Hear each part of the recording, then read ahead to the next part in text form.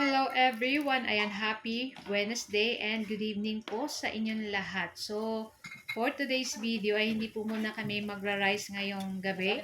Ayan, so magluluto lang po ako nitong ating chicken macaroni soup or sopa sa Tagalog. Ayan.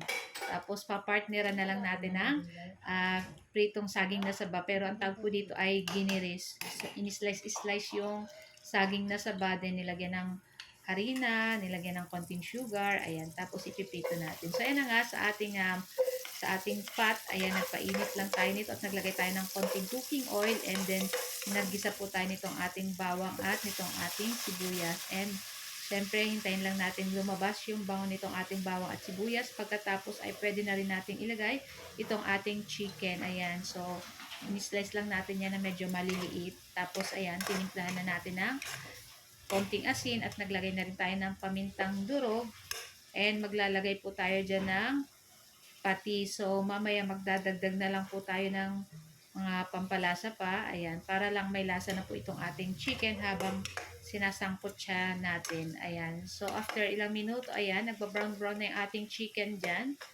So, pwede na po natin pwede na tayong maglagay ng tubig. Ayan. So, medyo syempre marami-rami po ang tubig. Ayan. Nagdagdag pa ako ng konti dyan.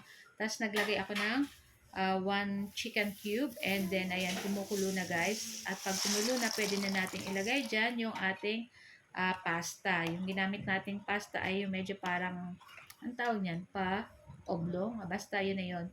Tapos, ayan, nagdagdag ulit ako ng pamintang durog kasi masarap po dito sa ating sopas or sa ating chicken macaroni soup ay medyo marami ang paminta.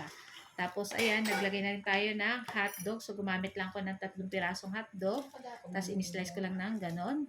Tapos, nilagay na rin natin itong ating gulay. At, ayan, lutuin lang natin yung ating gulay and yung ating hotdog dyan ng ilang minuto. So, syempre, bago natin ilagay yung hotdog saka yung ating gulay, dapat malambot na yung ating macaroni pasta.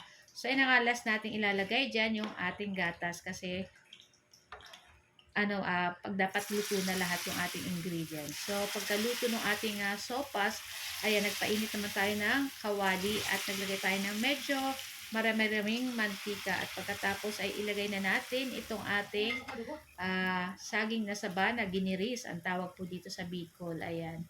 So, pag nag-brown-brown na po yan, ay babaliktadin lang po natin iyan. Ayan, hindi po yan totoo. Medyo naano lang po yan. Gawa ng may sugar nga ng konti itong ating saging na saba. Ayan.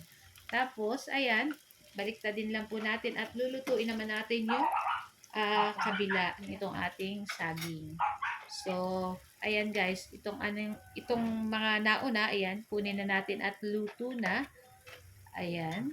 So, napakasarap po nito at perfect dun sa ating chicken macaroni soup. Ayan. May carbo rin naman po yung macaroni soup. Gawa ng ating pasta. Ayan. So, ayan na nga. At itong ating second batch ay niluto na rin natin. So, ayan na nga. At ito lang po ang ating video today. At sana po nag-enjoy kayo. Huwag niyo po sanang kalimutan mag-like, comment, at pa-share po ng ating video. So, guys, thank you for watching. Bye!